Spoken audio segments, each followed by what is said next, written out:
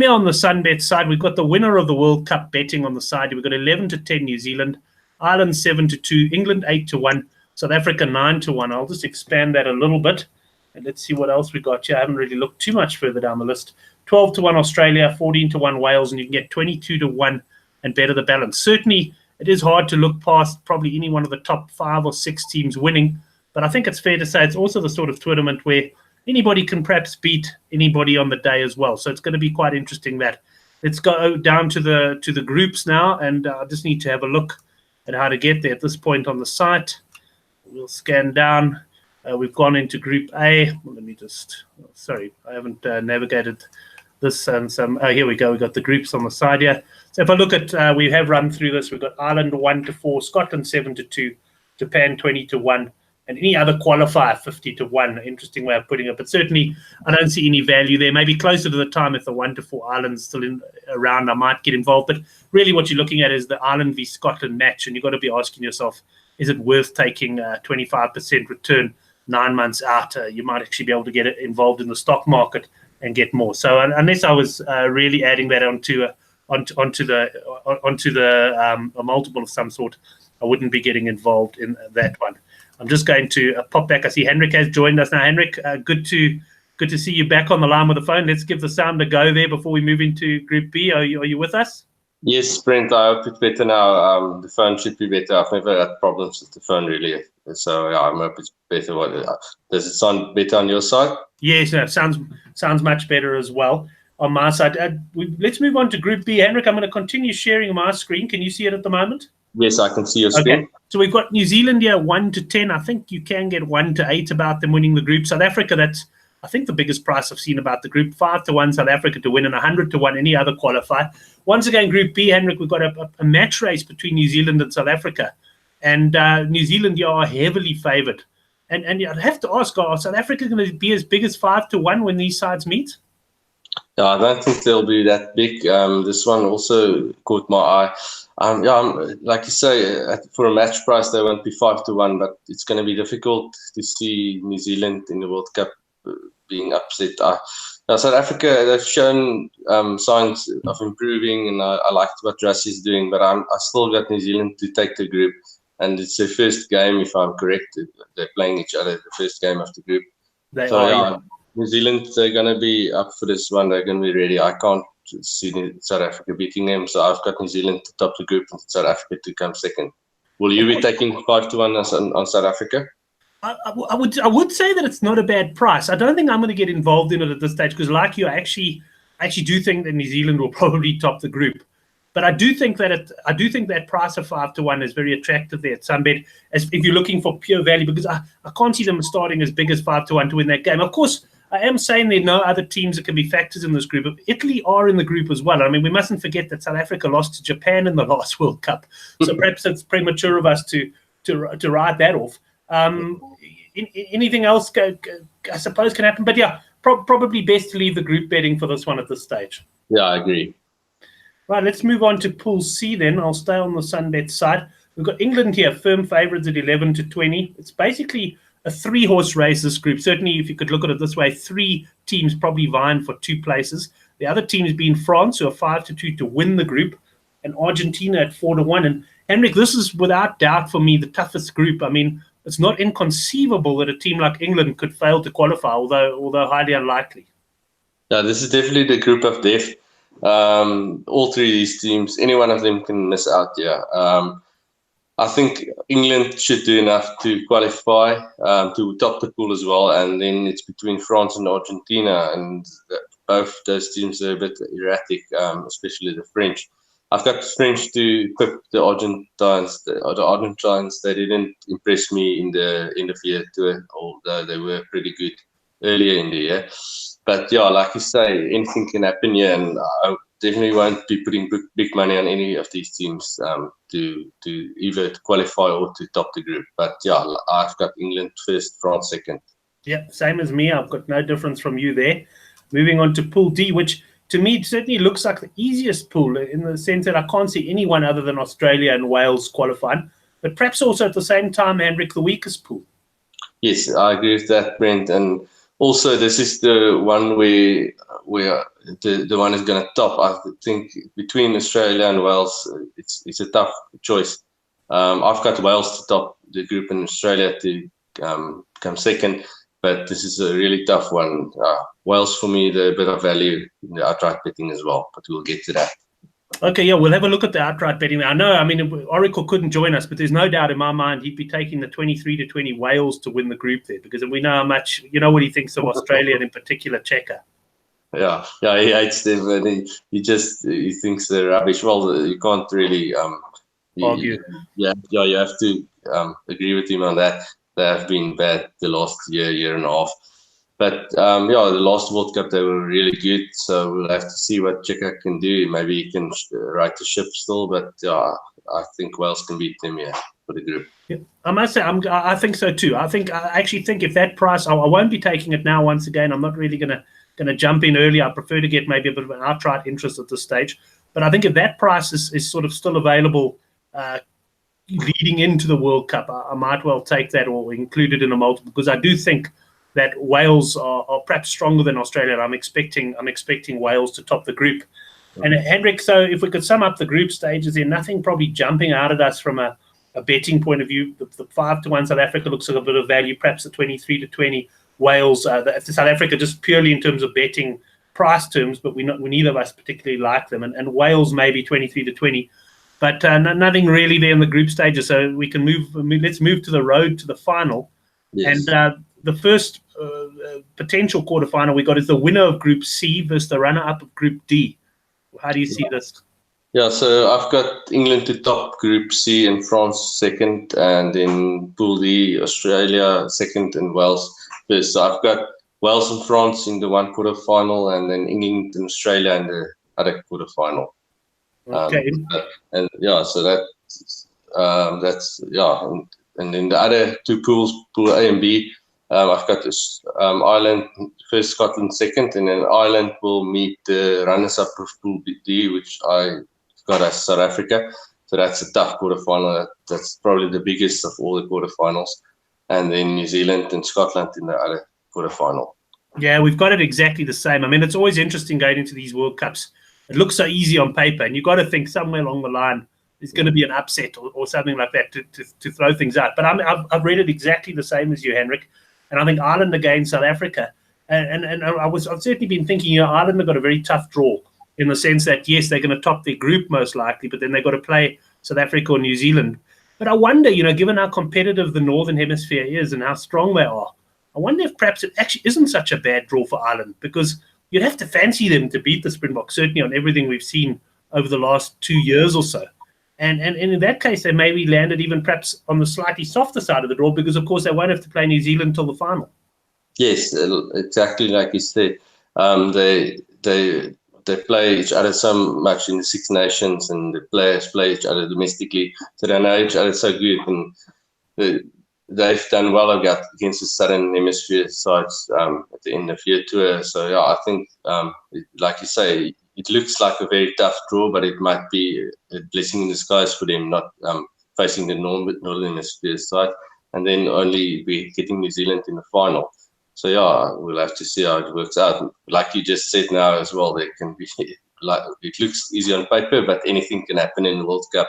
Every team's going to be at their best in the World Cup. That's it. I mean, if South Africa come out and beat New Zealand in that opener, and our money's firmly on Ireland, it's going to make us pretty nervous. But on the other hand, you've got to look at it. I mean, if New Zealand, they have lost to Ireland, if they lose to South Africa in that game, then clearly maybe they're not the team they were. So, if Ireland have come on as we expect them to, they should perhaps still be able to take them. Let's then move on to the potential semi-finals. So, Henrik, am I right in saying that you see England v New Zealand? Mm-hmm. Yes. Up against, then it'll be Ireland and Wales. Ireland and Wales. Okay, yes, that's correct. Yeah, so Wales topping their group and beating France in the quarters. Yeah, so if you look at the potential semi-finals contenders that we have, Wales is probably the value. The best price I've seen on them is 16-1 to win the World Cup. But then, considering we both fancy Ireland, I'm not going to take the 16-1. But if you're looking for a big price team to make the semi-finals, Wales, they're the best value for me. They certainly do. I must say, this is the one. I wasn't as bullish about this semi-final. I've got Ireland marked down as my sort of bankers to make the semi, but because I was a bit uncertain of Australia, Wales, and even France, of course, in the quarters, I found this one a tough one to call. But I'd have to agree with you there. I think there may be a bit of value in Wales. What do you think of France? I see some 25-1 about France. Now, you know me historically. I tend to, at some point, find myself back in the French. Probably hard to see them winning the tournament, but on their day, and I don't know if they're well coached, which they should be. They must have a chance. You never know with the French, eh? I can't back them, and I know you've backed them a lot in the past, and especially with the 2011 World Cup where you got really unlucky in the final. They should have won that game against New Zealand. At 25-1, you can probably say the value, and you never know what you can expect from them. But they're not going to get my money. But like you said, at 25-1, you don't have to put on a lot of money to have a good interest. Right. So the question at this stage, and we've got to the semis, is who wins those two semi-finals? England, New Zealand. You reckon New Zealand go through to the final? Yeah, New Zealand should win that. England, they had a good game against New Zealand at Twickenham, but the rain probably played into their hands. The tactics was good as well. And with Eddie Jones, you never know. But New Zealand should win that, and they should make the final. And then, Ireland, I think they should be good enough for Wales. Ireland, they're brilliantly coached, and they've got a great defence coach in Andy Farrell. And they've got the best player in the world at number 9. So I think it should be a New Zealand-Ireland final. And that best player in the world didn't play in the game against New Zealand, which they won. Yeah, that as well. So they're getting him back as well. So, they look so well coached, and everybody does their role so good. So, at this stage, well, New Zealand, they're worthy favourites for the World Cup. But for me, Ireland's the best side in the world at the moment. Yeah, I've been thinking about that as well. Ireland 7-2 there with Sunbet, Henrik, and I'm not involved yet. But if that sort of price is still available come before the World Cup, I'll be getting heavily involved at 3.5-1 because I see them as definitely making the final there. Unlike you, I'm not as confident in New Zealand. I think England could perhaps beat New Zealand in that semi-final. I think we could see an all-Northern Hemisphere final. I think the English have got a good chance. I feel that New Zealand, and I mean, you go against New Zealand at your peril, as you know, but I do feel as though they've perhaps a few of their players have peaked a year or two ago, and they might just be slightly in decline. I'm not talking they're not a bad side. I mean, they're still a great side, but I'm not sure that they're that great that Ireland should be sort of 3.5 times the price. And what I'm looking at here is closer to the World Cup. If I can get a similar price on Ireland, I'll be climbing in on the 7-2. Yeah, I agree. New Zealand definitely shows some cracks, losing to South Africa in New Zealand and almost losing against England at Twickenham and losing against Ireland. They are definitely beatable at the moment, and they haven't got that invincible aura around them. So I think, you might be onto something with England maybe being able to beat them. South Africa might beat them in the first game as well, like you said earlier. So they're definitely beatable. They've got great depth. They're always building the player depth. And it's just Steve Hansen just has to get things right for the World Cup. I still have them to make the final. Yeah. Right. Well, it's interesting you say so. The New Zealand-Ireland final, which is obviously probably the favoured combination, I would imagine. But Southpaw on Twitter saying to us that some of the overseas bookmakers have priced up on some sort of, let's call them exotic markets. I think locally we got the 5 markets. You got the 4 sort of 4 groups, and you got the outright winner markets. I haven't seen much else around. But what he was saying there was, did he say New Zealand-Ireland final at sort of 13-10 or somewhere around there? That was 7-2 actually. 7-2. Sorry. So it's New Zealand-Ireland final at 7-2, and then the other one he highlighted there was Ireland to beat New Zealand in the final at 13-1. Oh, that was at the 13-1. That's what I was thinking about there. So, I mean, I think what that shows us is there's certainly going to be a lot of different markets closer to the World Cup. You're going to be back when teams are going to exit and that. But aside from this outright betting, Henrik, I mean, you and I'll be looking heavily at the points markets. Yeah. And have you got any early thoughts, any trends you'll be looking for going into this World Cup? The World Cup has always been good to me. It's apart from the Currie Cup, the World Cup is probably the tournament that I do best in. And I've always had a successful tournament with the World Cup since I've started betting. And yeah, with the World 15 game in New Zealand, in Japan earlier at the end of last year, we tried to get a bit of to see a trend on the points and stuff, but it was still difficult for me. I'm not sure. Yeah, we'll have to. I've seen South Africa's playing a warm-up game in Japan against Japan just before the World Cup. So we'll have to have a look at those games and see if there might be some value in going overs or unders. But yeah, but I remember from the previous World Cups, the minnow teams, they're always at their best and they got the best players, and yeah, they're always pretty good on the big handicaps. So we might that's also always a bit of value for me to take them on the plus the minnow teams. Well, I haven't been a spread better for a while, and I'm probably going to get back into it this year if I can. Although locally, let's face it, the spread bet offering is pretty poor if you want to do things like shirt numbers and that. But I remember, I think it was 2007, I decided as a sort of guy who loves to buy shirts, I decided to sell shirt numbers in every game of the World Cup. And I went to the round or whatever it was. And I absolutely cleaned up in that World Cup. I think I made something like 130 points profit or something like that. And if I look at this World Cup, Henrik, I mean, I guess the bookies are going to be onto it as well. But I think when we get to the quarterfinal stage, I think tries are going to be so rare. Because even a team like Scotland and that is capable of pushing whoever they play in the quarterfinal as well. And if I look at how some of these games go and how strong the defenses are getting, I think we're going to get a situation where we may get quite a few of these games which don't even have tries, and then we'll perhaps have one, maybe two tries. Yeah, I agree 100%, especially with the point you alluded to on the defenses these days. Every team has a defense coach, and there's so much emphasis on defense, especially in the World Cup year. A team like Ireland, they are brilliant in defense. New Zealand, and normally they have great line speed on defense. South Africa, they've improved dramatically on their defense. So yeah, tries will definitely be at a premium when it comes to the playoff stages. I think also even the minnow teams, there won't be. Obviously there will be a few big scores at New Zealand, playing the likes of Namibia and Canada and South Africa maybe even. But I think there should be lots of betting opportunities on the minnow teams games as well. Right. Well, one of the things I am considering, I know you're not a massive, when I say sevens fan, I know you've become a bit of a fan of sevens punting, but you don't follow that closely. But I have had a look around. I did see, I think, some 15-10 Fiji to win the sevens series, and I make them quite good things. So one of the other things I might look at is start taking some multiples into Ireland as well.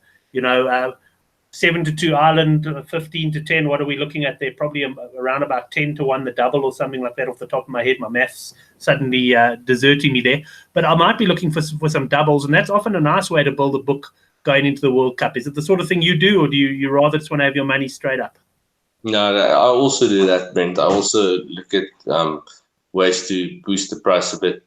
If you had a good weekend and you made a bit of profit and you use a bit of that, you can also maybe go for Ireland, double Ireland to win the Six Nations and Ireland to win the World Cup. The best price I've seen on Ireland for the Six Nations is 5-6 at Sunbet, so it's not a good price, but you can use that to boost the price on Ireland to win the World Cup, because I think Ireland should be good for the Six Nations as well. I'm pleased you mentioned the Six Nations, because I saw we had a post open on the Good for the Game forum, and someone's taken Ireland, I think, to win the Six Nations or to win the World Cup, and I think Crusaders to win Super Rugby. And it got me thinking about Six Nations and Super Rugby, which we're obviously going to spend much more time on over the coming weeks.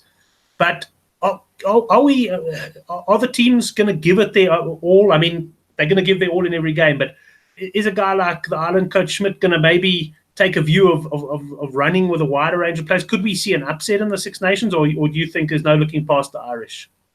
I haven't thought of it that way, but you might be onto something there. So I'll have to reconsider maybe. But if they take it seriously, I really can't see anybody beating Ireland. I've had a look at the draw for the Six Nations as well. They only got the 2 home games, but they've got a pretty good draw. I think the toughest away game is Wales, if I remember. So and I think France as well, but they should beat France in France. Yeah, so if you're going to look at an upset for the Six Nations, I think you'll have to look at Wales maybe, or Wales or England, maybe the Welsh, because since Gatland has been back from the British Isles Lions, they've been also improved, and they've been in the field too. Well, for those interested in following my double there, you can probably get, I haven't looked at which bookmaker the 15 to 10 was. I hadn't looked at, you can also get 5 to 4 on Fiji. So you're probably looking at somewhere between 8 to 10 and 8 to 1 and 10 to 1 the double. Fiji to win the sevens, onto Ireland to win the World Cup, if you're looking for that interest. Henrik, just very quickly, Super Rugby, I haven't had a good look at it yet, but the same logic applies to me. I'm not sure that this is the year that you want to be having a big outright bet on the Super Rugby up front of one of the favourite teams, because I don't know if New Zealand Rugby have announced anything, but they're the sort of guys who will say, hold on, we're pulling 8 of our Crusaders players for 6 weeks and giving them a rest. Yeah, that normally happens. And previous World Cup years, I remember Super Rugby being, especially at the end of the tournament, like I say now, there's lots more upsets. And yeah, the other teams, the South African teams, they've done well in the World Cup year because New Zealand rest their players up. I think it was, the 2007 when the Bulls won the Super Rugby and South Africa won the World Cup. So yeah, it's going to be an interesting Super Rugby. I definitely won't get it. I'm a big Crusaders fan, like you probably remember, and they've won me lots of money over the past 2 seasons. But I won't be backing them at the price available currently. Excellent. Well, thanks to Peter Paul as well for his comments in there. Sorry, I normally go on my phone and I'm able to comment as well, but I had to make some last-minute adjustments as my phone started updating the YouTube app just before we went on. But Henrik, certainly great having you on the show, and so much to look forward to this year, including, of course, Super Rugby and Six Nations, which starts. And I look forward to getting into those with you on the Handicap show as we look at the weekly bets as well. Yes, thanks, Brent. It's always nice to be on, and we're going to have a really full year with all the shows this year, especially at World Cup time. It's going to be hectic. We probably, like you said last year, we're almost going to be like a show a day. And yeah, got the Super Rugby. We've had a good break, but yeah, the rugby is about to start, and it's going to, with the Six Nations and Super Rugby and also Varsity Cup and stuff like that. It's going to be a full year's rugby, and I'm really looking forward to it. Yeah, and I'm not sure, we're probably at the end of the show now, but I've got one fancy in the Champions Cup this week. Yeah, no, by all means, if you've got something there, I considered adding the Champions Cup, but I thought, I personally didn't have a chance to have a look through it, but I know it's the final week of action, isn't it, Henrik? So I'm actually not sure about that. I just quickly had a look at the games, and the one jumped out at me. Edinburgh, they're going to Toulon. They're playing at Toulon, and I know Edinburgh cost you. The Edinburgh game cost you money last week when those Kings, they used. But Edinburgh, they've been in good form. They won Glasgow home and away. I lost on both those games because I like backing Glasgow. And then the second string team beat the Kings really easily. They probably put the game to bed in the first half. And yeah, they're pretty good form at the moment, and they at the top of the group. I think if I remember correctly, and Toulon, they've been on a horrible run. They haven't got a point yet. So at 17 to 10, I like Edinburgh to beat Toulon. I think the handicap's about 4.5 points, but I'll just take the match price 17 to 10. Edinburgh to win the game. That's a nice one. Yeah, I must just tell you on that Kings game, I was torn between Edinburgh first half points because I thought they'd go for the bonus point early. But then I thought if they do get ahead, I'm sure the Kings can at least get 2 tries. But anyway, I was horribly wrong. But Henrik, thanks very much for that one. Look forward to chatting to you on Twitter and on the Good for the Game forum.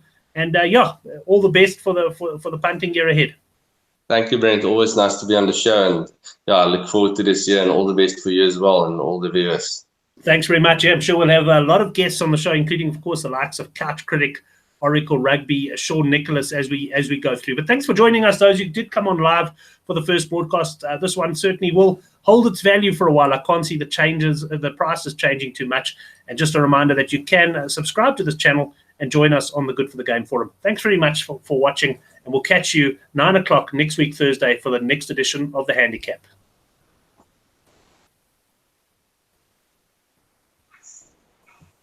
Shot